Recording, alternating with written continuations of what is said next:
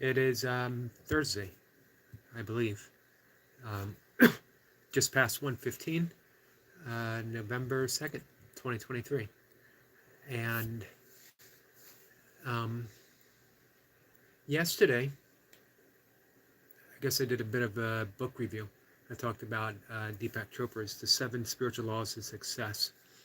Probably less about the book and more what it's meant to me through over 30 years of reading it, um, by far. Early 90s, I guess, was when I first read it. And it sparked a love affair with meditation that has sustained me through life, ups and downs, um, as well as inspiring me to become a teacher of meditation, specifically Deepak Chopra's primordial sound meditation, which is a Vedic mantra-based meditation. It's a beautiful form of meditation, extremely similar. Every single Vedic mantra practice is going to be similar, be it transcendental meditation, primordial sound meditation, and I believe there's 3 or 4 other former students of the Maharishi who have tweaked the formula, as did Maharishi himself, um, of the practice, making it uniquely theirs and then offering it to others. I think that Deepak did that very particularly well, and that is one of the reasons why I practice it myself as well as teaching it. Of course, the Maharishi Maharaj did it beautifully as well. I mean, he sparked the meditation revolution. He had the Beatles on board. Can't get any deeper than that, in my opinion. Although I know I have some YouTube Burpee fitness community friends who are not Beatles fans, if you can possibly imagine that, which I can't. Although through the years I have stumbled across a few who aren't Beatles fans.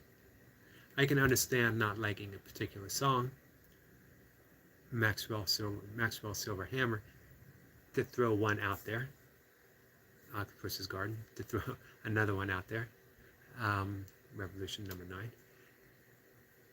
But those are definitely the exceptions. Everything else is golden. When you consider, you threw that 3 out there that I didn't care for, I could honestly spend an hour at least naming the ones that I absolutely love.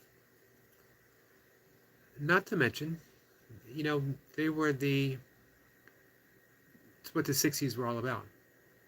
Not just the Beatles musically, but their evolution through that decade, even through the early 70s, continuing with John Lennon's Imagine and Paul McCartney forming the Wings, George Harrison's All Things Must Pass. I don't mean to leave out poor Ringo. He did some good work in the 70s, but his style was just a little too showy, I guess, for me. He relied on the novelty factor of Ringo. Excellent drummer. But aside from that, absolutely love Ringo, but artistically, especially artistically after the Beatles, he was not my cup of tea. Let's just put it that way. Diplomatically, I hope. And their love affair with Eastern wisdom was a quick love affair, I think, for John, who seemed to have a tendency to go all in passionately, and then just as passionately step away from it and then slam it, unfortunately. And he did so with the Maharishi, although I believe he practiced transcendental meditation throughout his life. And I know Paul McCartney still does, and still practices some of the yogic techniques, the asanas and eye yoga that he learned from the Maharishi. Just a couple months ago, there was an article in a fitness magazine where he talked about his love with yoga, still doing headstands, better man than I am. I use a cheater bench, an inversion bench, as well as doing the eye yoga. I learned the eye yoga from a book, Sivananda, who is also the yoga style, the Hatha yoga style that I practice, or I practice a Sivananda inspired asana practice. So, one of the things coming here, yesterday I pretty much knew I was going to talk about the 7 spiritual laws of success. Today, I don't really know what I'm going to talk about, and it turns out I'm going to talk about the Beatles, which has been a lifetime favorite subject for me. Another thing that sparked me on that spiritual journey. You can't listen to George Harrison. You can't listen to John Lennon. Across the Universe is an ode to meditation, an ode to transcendental meditation, and the Maharishi himself, even though he has also written some derogatory songs. Sexy Sadie was about the Maharishi, although it turns out he was wrong, and they all later apologized to him. So, continuing on with the Beatles. My friend Destiny Forever Walks, PhD, is here. Grand Thursday and blessings to you, Eric. How are you? I'm doing pretty well today. I hope you are too. I'm talking about the Beatles because the Beatles were an early one. I just absolutely love the music. It's a soundtrack of my life. I mean, I came into the world in 1965, and the Beatles were present, inspiring, and then just through my life it was the Beatles, and it was Paul McCartney, and it was George Harrison, and it was John Lennon. Once again, I'm leaving Ringo a little hanging in the air there. But,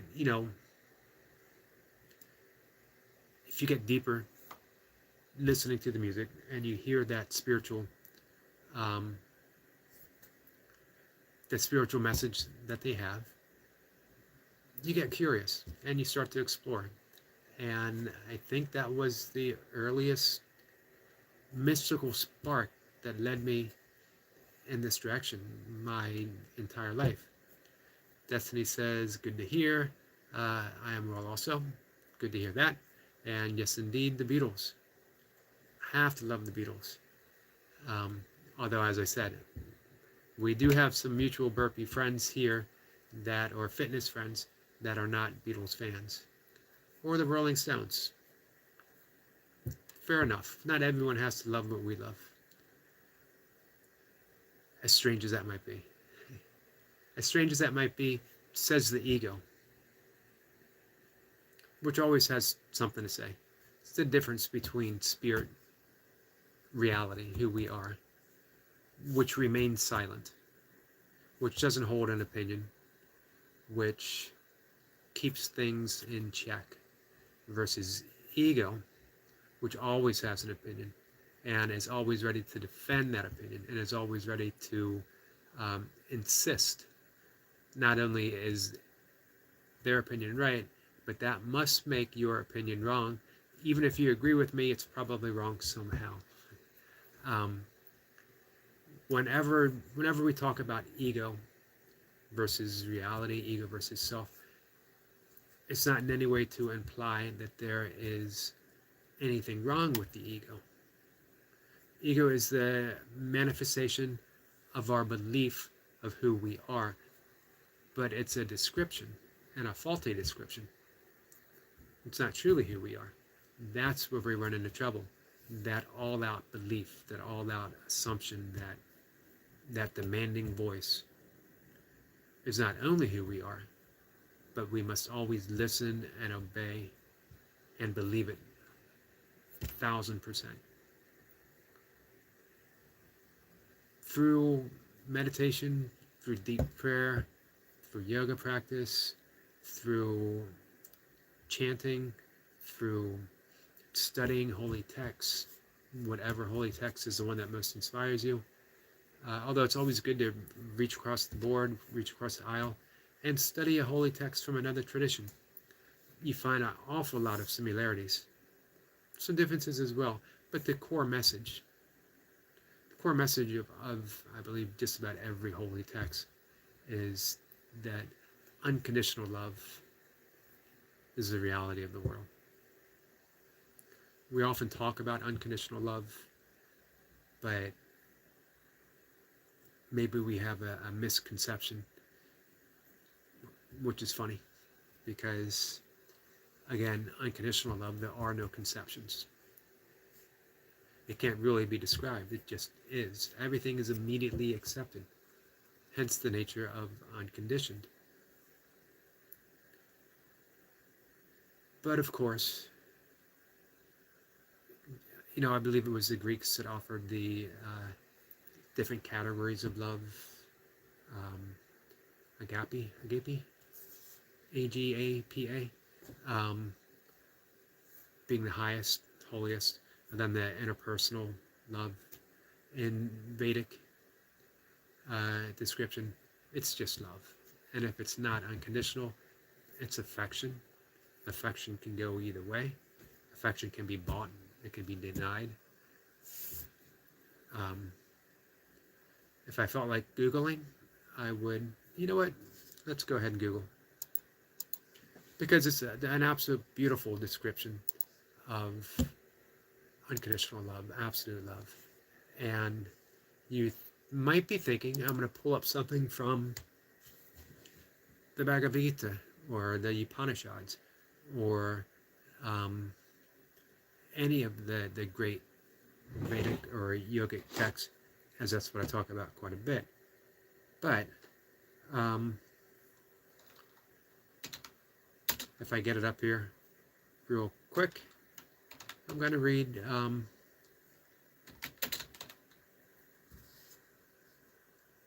St. Paul. I think this might be the most beautiful description of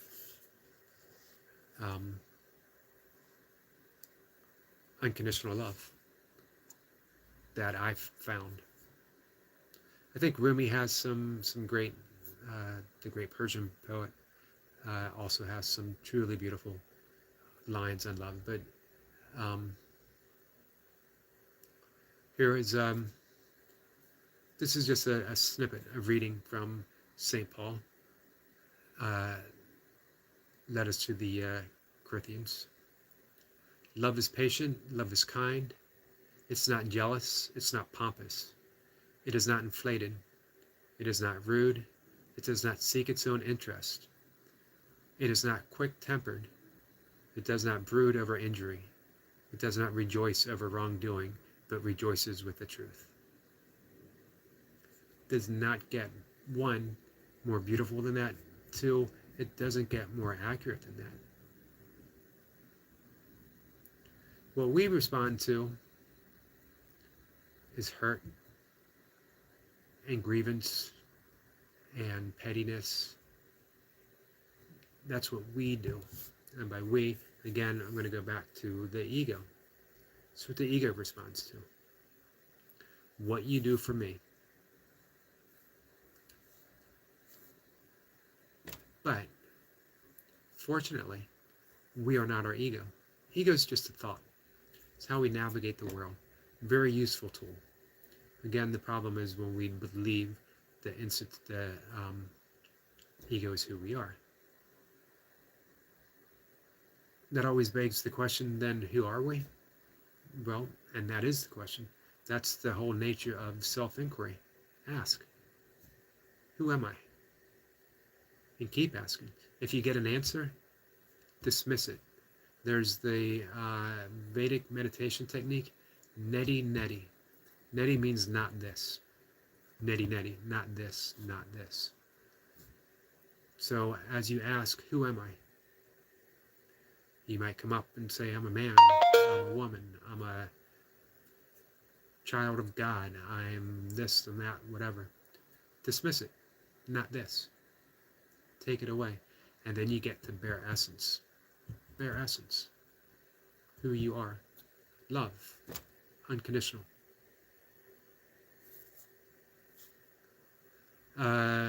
Destiny is saying, is that 1 Corinthians chapter 13?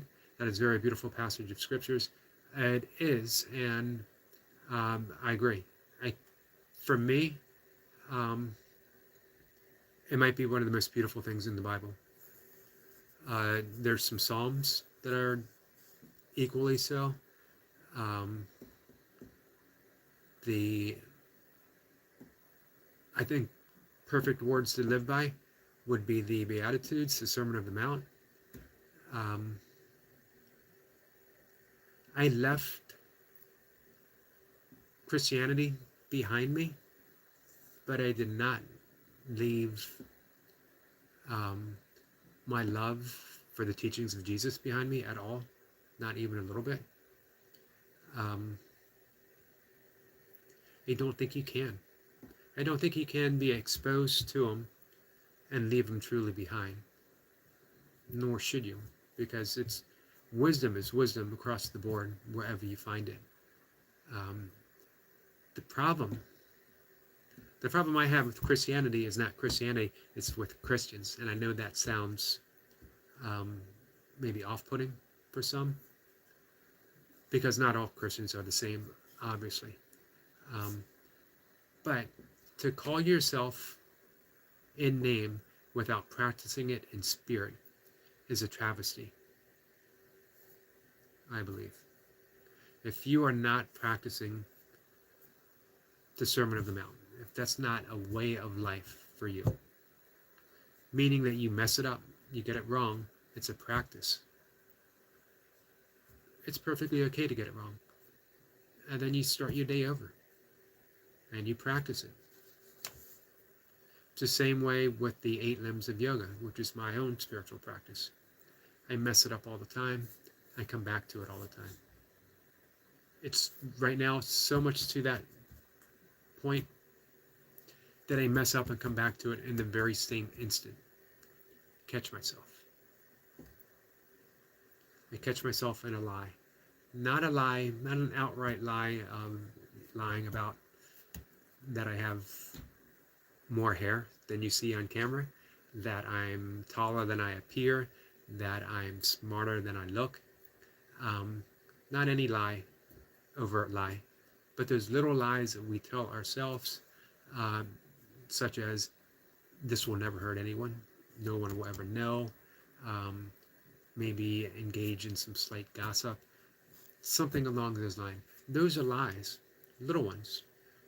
But the ones that we tell ourselves, I think, are the worst, because then we shape our lives on those thoughts that we're having that simply aren't true. In a sense, even a belief is somewhat of a lie, because we don't know it for sure. That's why I think it's better, live your life in the mystery that it is. And when I say mystery, I mean God.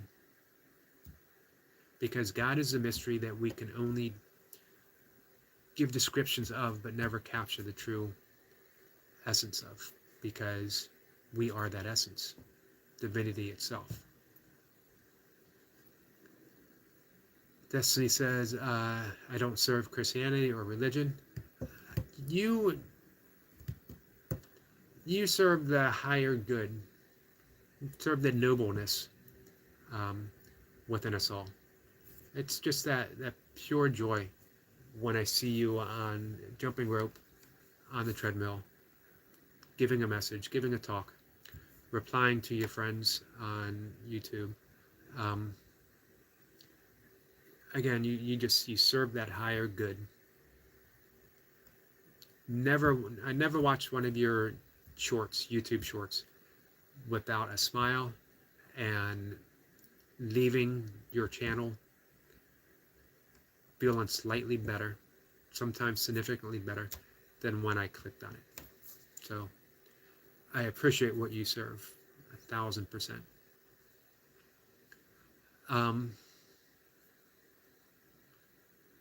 So, yes, those little lies, those little beliefs. Look at how we treat opposing parties of not just opposite faith, but political parties. We lie about political parties back and forth all the time. And we don't correct ourselves. We don't question ourselves. We think it's either funny or it's serving a purpose, serving a higher purpose, because, hey, we need to get my side elected. Only my side is going to save us. No way to live life. Destiny says that you are exactly right, Eric. I serve the higher good, to all that is. Thank you for your discernment.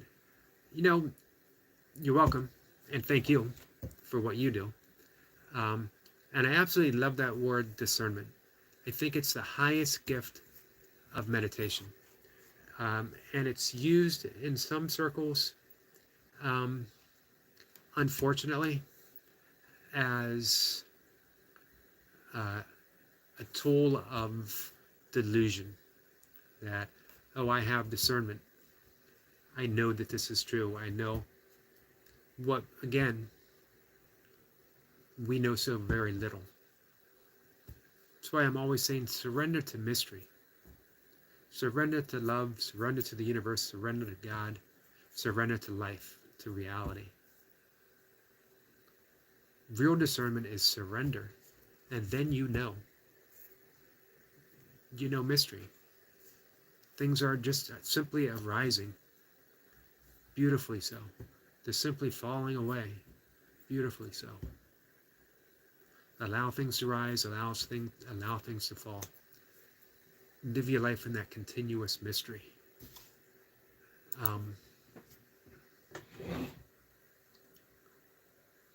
Let's see here.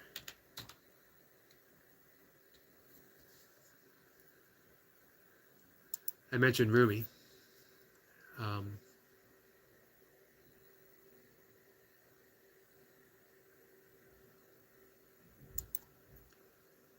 Another, just an absolutely beautiful poet.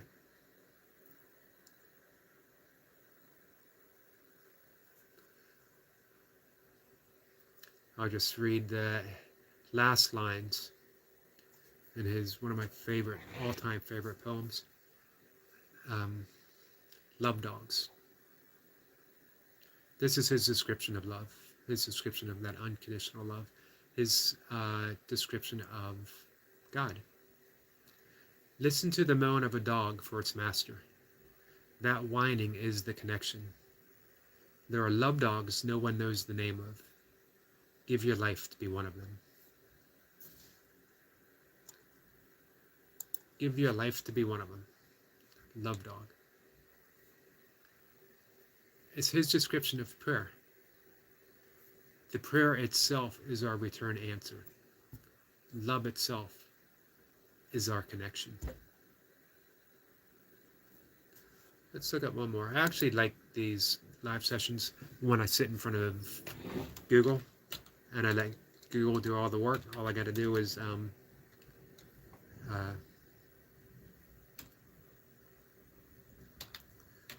type in a couple keywords. Hafiz. Hafiz is another Persian poet, Sufi poet.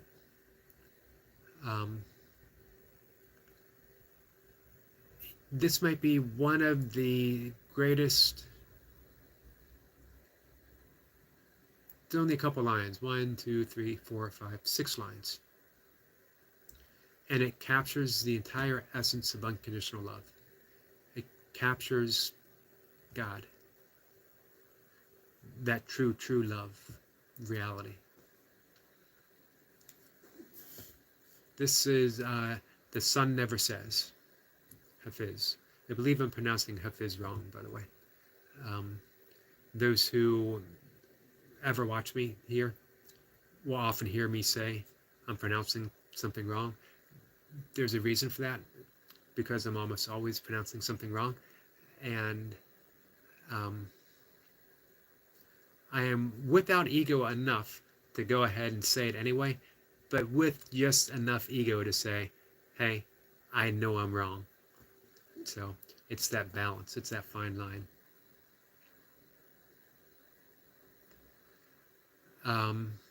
Destiny says, that's unique. Love Dogs. Is that the poem by Rumi? It is. The poem is called Love Dogs. And it's basically, it's all about prayer. If you let me know in the comment section, I'll go back and I'll read the whole thing. This one's from Hafiz, and it is equally beautiful. And again, it's only a few lines, the entire poem. Even after all this time, the sun never says to the earth, you owe me. Look what happens with a love like that. It lights the whole sky. Let me read that one more time, just to make sure that through my own mangled expression, it gets through and everyone can see the importance of those lines. Even after all this time, the sun never says to the earth, you owe me. Look what happens with a love like that. It lights the whole sky. Does not get more beautiful than that. I keep saying that, all these things that I'm reading, but it's equally true for all of them. It just doesn't get more beautiful than that. It's a beautiful, beautiful description. The sun lights the entire earth, the whole sky, and yet never once says to the earth, you owe me. That's love. Unconditional love. We don't often practice that in our relationships, because the relationships are often you owe me, especially if it ends. I went through that in the breakup of my marriage on both ends. Both of us feeling, hey, I did this for you, you owe me. You can't do this. You can't walk away. You can't leave. You can't treat me like this. And yet, because both of us had a connection to that unconditional love, even through a divorce, we have managed to be there for each other in a truly, truly beautiful and unique way. And I'm incredibly thankful for that. I'm even getting a tear in the corner of my eye, honestly, just thinking about it, just thinking about what we've been through and how we managed to go through it together.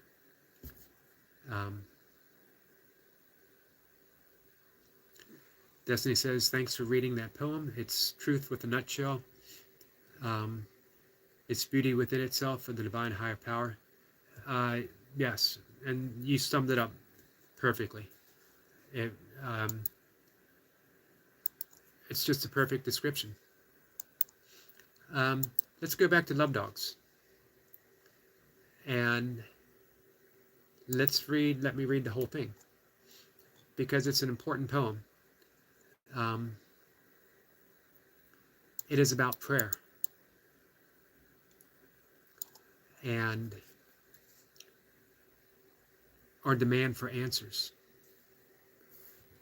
But what we demand isn't answers from God. What we're looking for is a confirmation from God. What we're looking for is not God's answers, but God to say, hey, you know what? You're right. Maybe I did mess up. Maybe you're right and I'm wrong. We're looking for God to meet our every demand, and that's not how mystery works. Otherwise, it wouldn't be a mystery. It would no longer be a mystery. So let me see if I can get through this poem without, this is the entire Love Dogs, without messing up. And if I mess up, I'll read it again. One night, A man was crying, Allah, Allah. His lips grew sweet with the praising, until a cynic said, "So, I have heard you calling out, but have you ever gotten any response?" The man had no answer for that. He quit praying and fell into a confused sleep. The confused man then encounters a guide in his dreams who asks, sorry, I'm going to back off this just for a second, because this is it was an updated version. Still beautiful, but not the full beauty of the unupdated. And I don't think we need to update the classics like that. Sometimes I think original words should be left that way. So here we go again. One night a man was crying, Allah, Allah. His lips grew sweet with the praising, until a cynic said, "So, I have heard you calling out, but have you ever gotten any response?" The man had no answer for that. He quit praying and fell into a confused sleep. He dreamed he saw Kader, the guide of souls, in a thick green foliage. Why did he stop praising? Because I've never heard anything back. This longing you express is the return message. The grief you cry out from draws you towards union. Your pure sadness that once helped is a secret cup. Listen to the moan of a dog for its master. That whining is the connection. There are love dogs no one knows the name of. Give your life to be one of them. That is, as Destiny says, the original is the genuine. I'm going to go to the last few lines. This longing you express is the return message. That means our prayer itself is the return message. Our asking to know God is knowing God. As St. Catherine of Siena said, all the way to heaven is heaven. The grief you cry out from draws you towards union. Your pure sadness that once helped is the secret cup.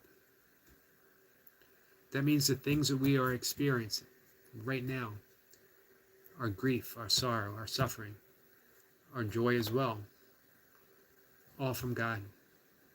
Everything. It's life. Life isn't supposed to be this continuous up, always meeting our demands, always being pleasant, always being this. We know joy, true joy, because we've suffered. We know the true love of someone else because of the grief when they're gone. The grief you cry out from draws you towards union. The grief that I cried out from the very moment my dad passed away, my hand in his, I knew our union as well. I knew he wasn't gone. In that moment, as close as we've ever been. Destiny says, the Bible says you owe no man anything but love, but to love him. That fits that poem's words. It does. Beautiful words as well. Destiny says, thanks for reading the poem. It gives you something to think about when it comes to life. If you ever do a search on YouTube, Coleman Barks, COLEMON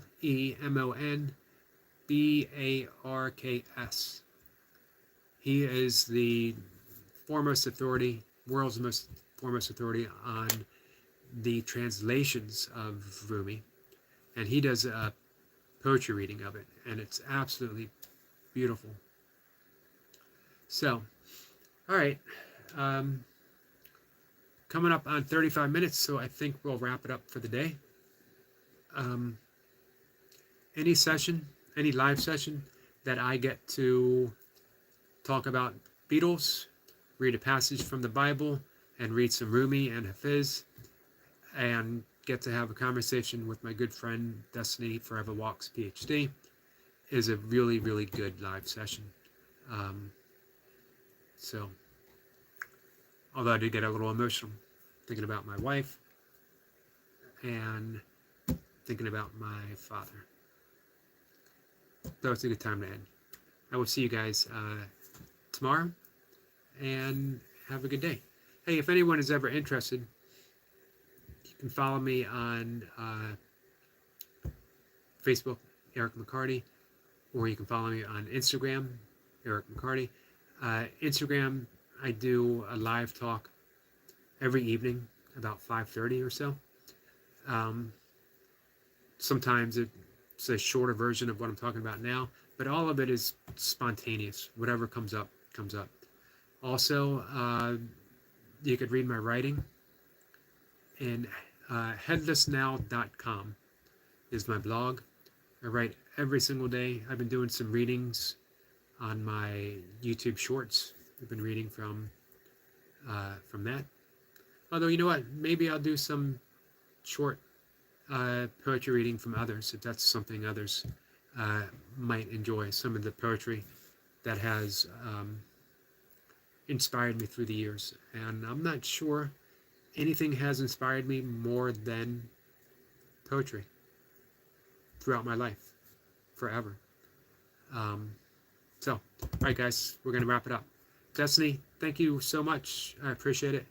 And I will see you later. Take care, my friend.